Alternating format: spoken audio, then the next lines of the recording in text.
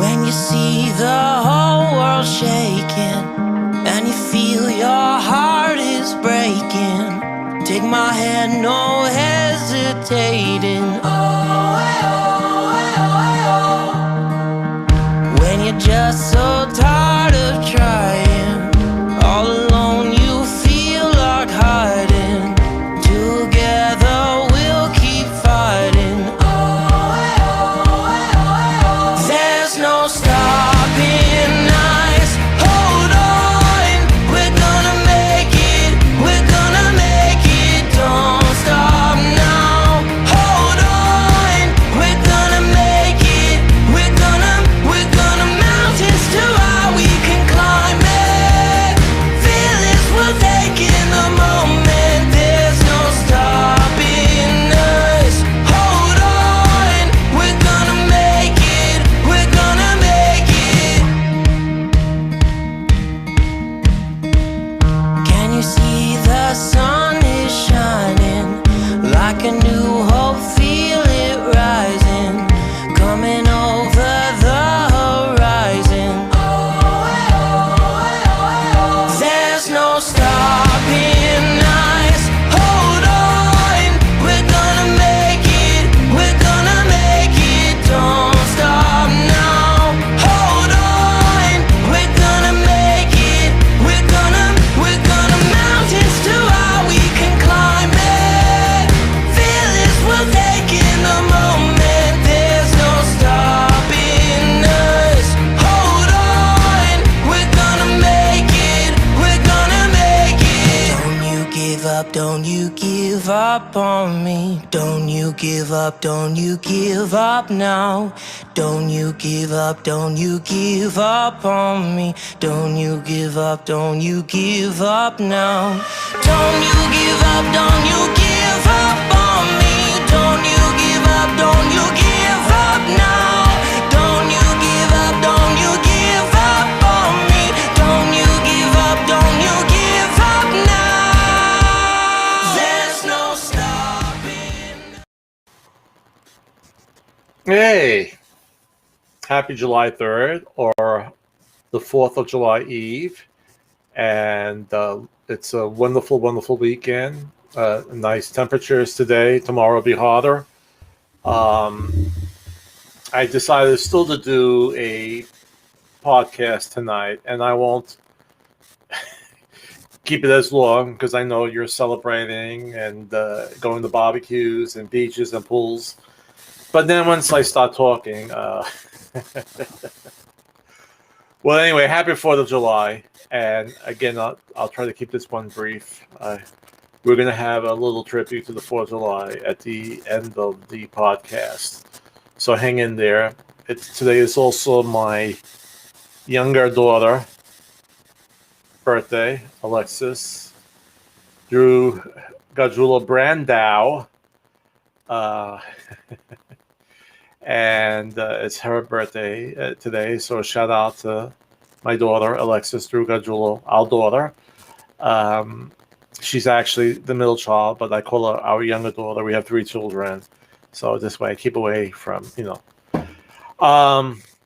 I moved her picture. I don't have that much room up here, so I moved my son back. And I'll do like a rotating basis, and then I'll put our oldest daughter up here next week. So it's nice and fair. It's fair to everybody. Okay? All right, so let's see what we're going to talk about today. Let's do a little intro, get right into the work. And let's do that now.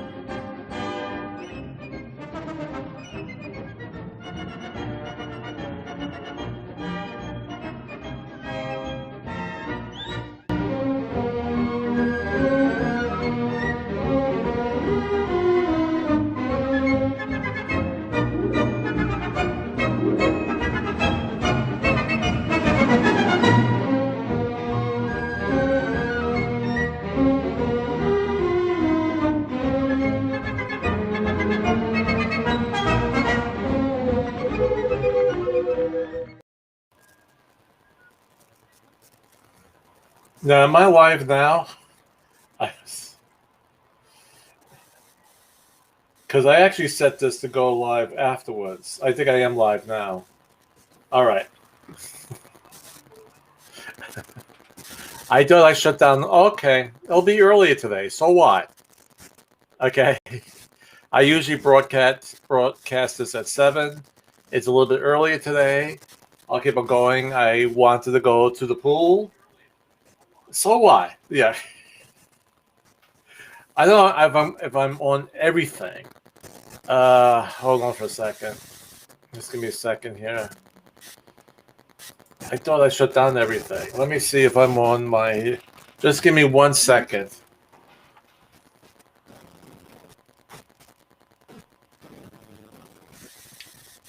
Just having a...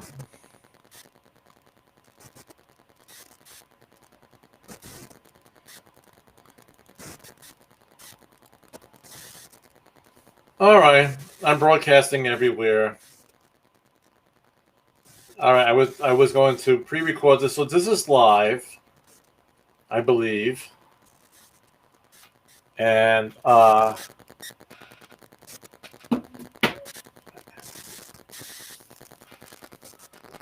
okay. We'll just keep it live then.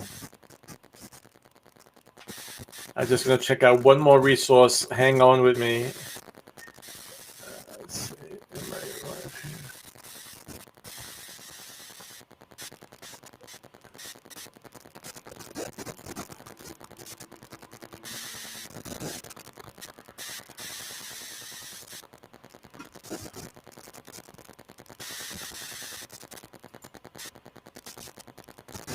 I'm just checking out one more thing. Talk amongst yourselves. And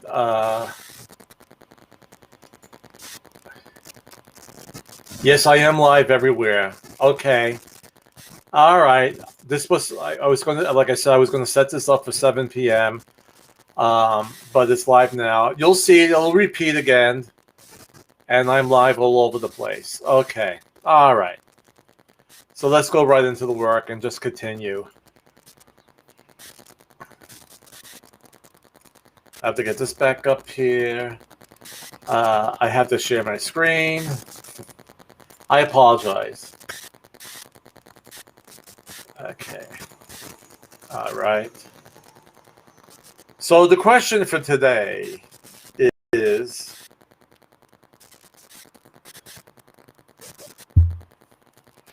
what do experts see on the horizon for the second half of the year? Okay. And most people within the industry will be very positive. And I think a lot of positive things will happen. And as I have said in many of my broadcasts, is that everything depends on, well, two things. One, that we've basically stopped the pandemic. All right. And it looks like we have, and we're making progress. I have some concerns about the states that are not, let's say, close to herd immunity. So like Arkansas is around 40%. Now, as this new variant, this Delta variant comes, people who are not vaccinated may get sick, and they infect others and others and others. So right now, as we're getting out of this pandemic and more people are going back to work, back to their jobs that they were furloughed from,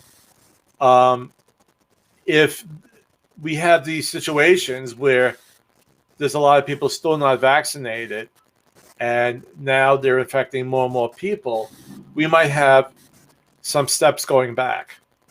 So that's the one thing. We have to make sure we get out of this pandemic. And, there's so many false claims on these vaccinations. And people are not getting, it seems though in the states where it is low, and more people are getting vaccinated. By the way, I opened up the windows today. It was a beautiful day, getting some fresh air in. So you might hear some street noise. But actually, those states where less people vaccinated, now they're going and getting vaccinated because fears of this Delta variant. All right. So we got to make sure we stay on track because this affects so much, right? It affects the economy, right? If we're going to go forward with people going out and purchasing products and purchasing services, and keeping people employed. So a lot is dependent on that, okay? So we definitely have to get out of this pandemic situation. Now, again, one leads to the other. So if we keep on going strong, the economy will go strong. All right. And again, if we have people going back to work and soon they'll be able to purchase homes, we haven't heard much about it lately, but President Biden talked about a first-time buyers program. It's around $15,000. It's kind of on the back burner right now because he's trying to get these other bills passed. But that will be helpful, and it may not have to be as much as $15,000. I know a lot of people will argue with that. But with these higher prices in homes, the first-time home buyers can't afford this, so they need help with down payments. All right? So a down payment assistance program will help the first-time home buyer, the one who just got into their professions, all right, to buy their starter homes. So that will be very helpful if that happens. And again, if the economy stays strong. So again, there's basically two things. It's the pandemic and the strength of the economy. If that keeps on going in the positive fashion, getting out of the pandemic and so forth. So based upon that, we're going to look at this handout over here.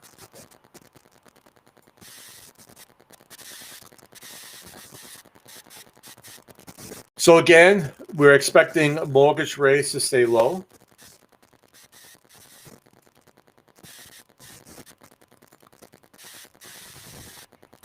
They may inch up a little bit, but still, even if they inch up a little bit, they're still way low than they were a few years ago.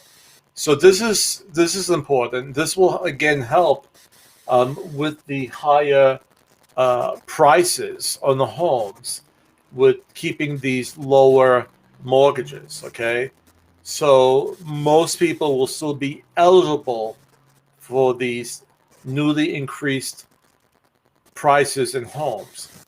So this is a good sign for the end of the of 2021. And let's scroll down a little bit more.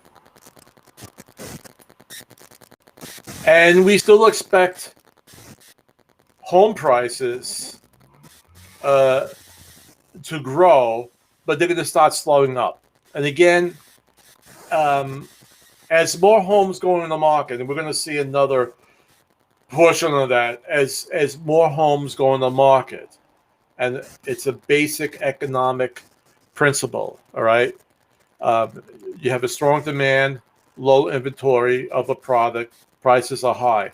But as more inventory comes there, now the prices are going to, they may not go down based upon our economy staying strong, but they'll begin to level out. So that's a good thing, all right?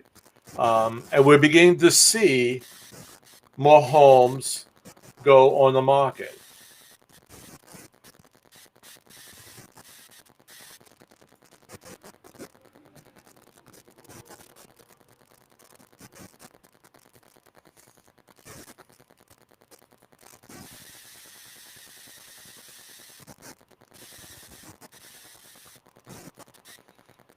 All right, so if we look down here, we have seen more new listings this year compared with 2020 in 11 of the last 13 weeks.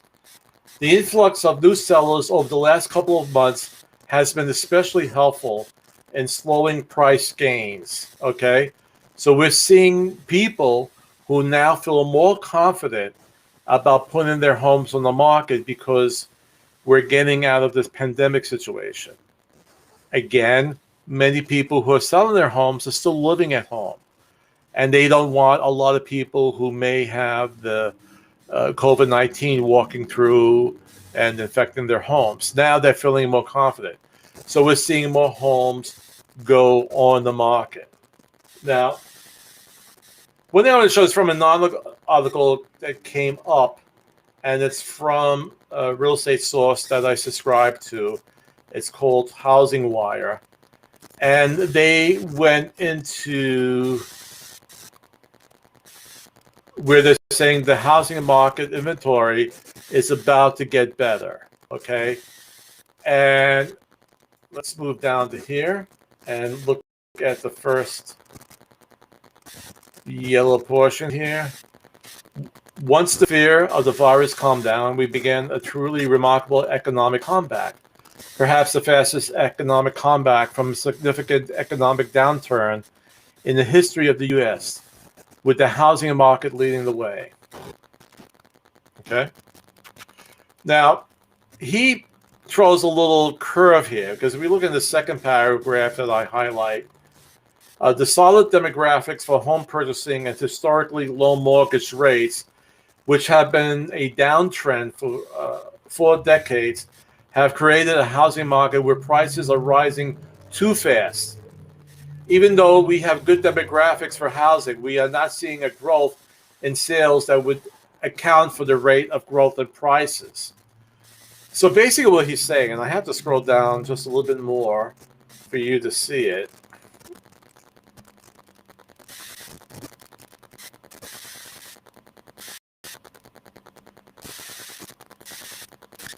And of course, this opens up here. We're going to bring this down over here. So what he's saying, and then the first highlighted portion, but as I have said before, the high rate of growth in home prices have been more of a function in low housing inventory than extreme credit growth and demand. So he's saying it's not that the banks are lending a lot of money for mortgages, especially for new home buyers. It's mostly it's being created, these high prices, because of the extremely low inventory, and then again the competition to purchase that home.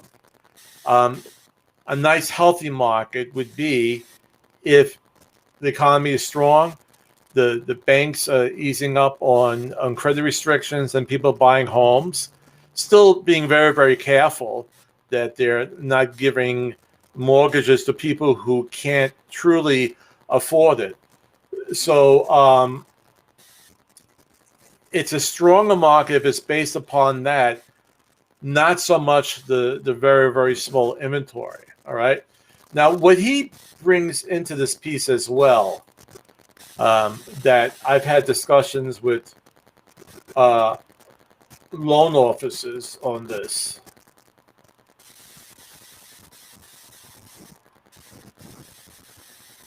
And it's about what's going to happen in the next few months.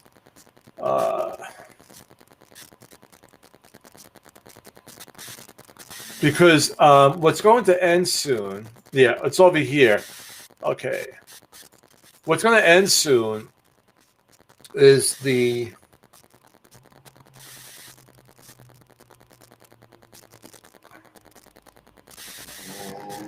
I gotta get this other one up here. My mouse is not acting so well. Okay.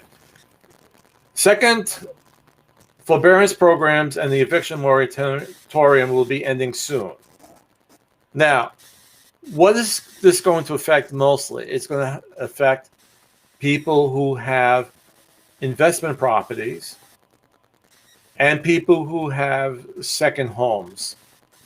All right. So let's say you have an investment property, your tenant has not paid you any rent, you could not evict them. Now this moratorium ends, if they can't pay up and you're in the hole yourself with your mortgage because you needed that money to pay your mortgage on the investment property, a lot of landlords are now just selling those homes. Okay. These are more of the, I believe, the ones who are the part-time investors. They have a couple investment properties. This investors that I've worked with, I mean, they have properties all throughout Hampton Roads. Okay. But this is for the people who have 2 or 3 investment properties and they're so behind in their own mortgage because the rent didn't come in.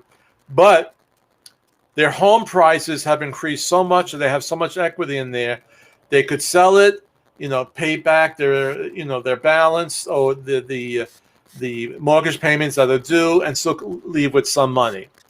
All right. So if we have, and we should have, an increase in homes in September, October, November, it's going to be based upon either people going into foreclosure on these homes or they decided to sell them, all right, because they went through a big headache over a year of not bringing in any rent. And they're going to take advantage of these increase in home prices, and they have more equity in their house. So that's what we expect to be happening, okay? I posted on Facebook. It's good news for many, not so good news for some, because people who have to start paying rent and they may not have the money may now get evicted. People who are behind on their mortgages and are still having difficulties paying them after the moratorium has ended may have some difficulties. Okay, so in the sense, it's good because homes might come on the market, but for some people, they're not selling it voluntarily. All right, they're going into foreclosure, or some people have been evicted. Okay. All right. Well, let me see what time we're at here. I wanted to keep it not so long today. Where's my time? I'm up to 22 minutes. All right. All right. With that in mind, and again, I'm going to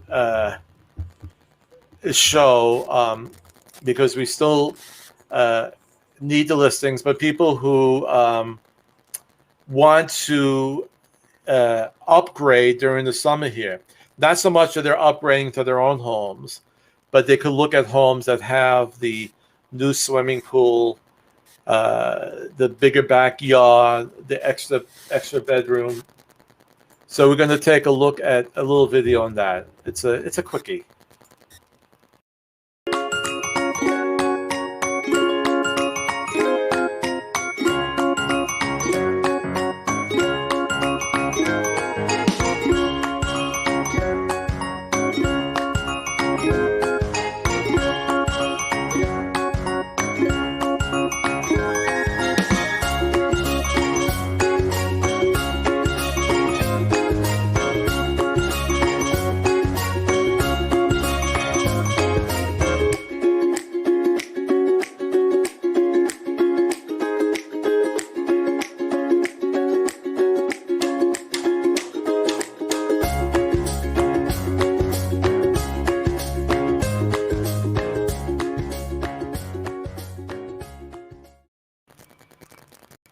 Okay, so that's a little video on that.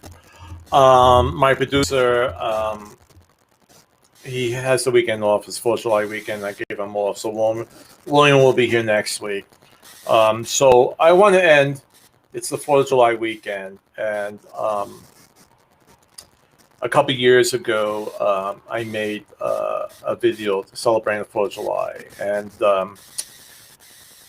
it's the birthday of our nation, and we celebrate that, and we celebrate the strength of our endurance. But I always felt that strength comes in different forms. It's not only power, but integrity, values, and an unconditional compassion for all. So I'm going to leave you with this video. And as I always say, the greatest power we have is to love, and the greatest gift is each other. Have a wonderful, wonderful 4th of July.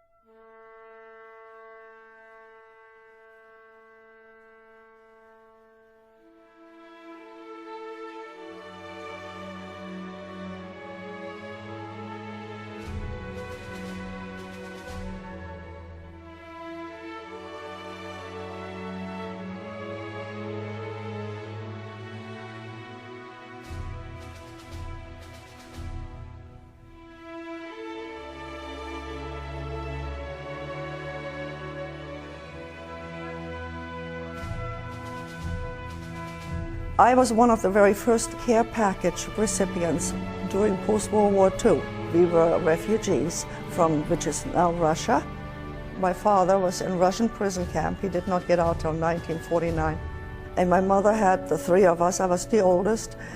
And she did not care too much about the Americans because during the last air raid in Germany by the Americans, her parents got killed. And having just grown up and not having had any food, we were just emaciated, really thin. The very first care package which I received, it was a little box. Later on, we got larger ones, but this was just for the children in school. And in the care package was white paper, really white paper, and a pencil and an eraser, Colgate toothpaste and a toothbrush. The boys had a little Matchbox car and the girls got a little doll. When I came home to my mother and showed her this, I said, the Americans did this. It just left such an imprint.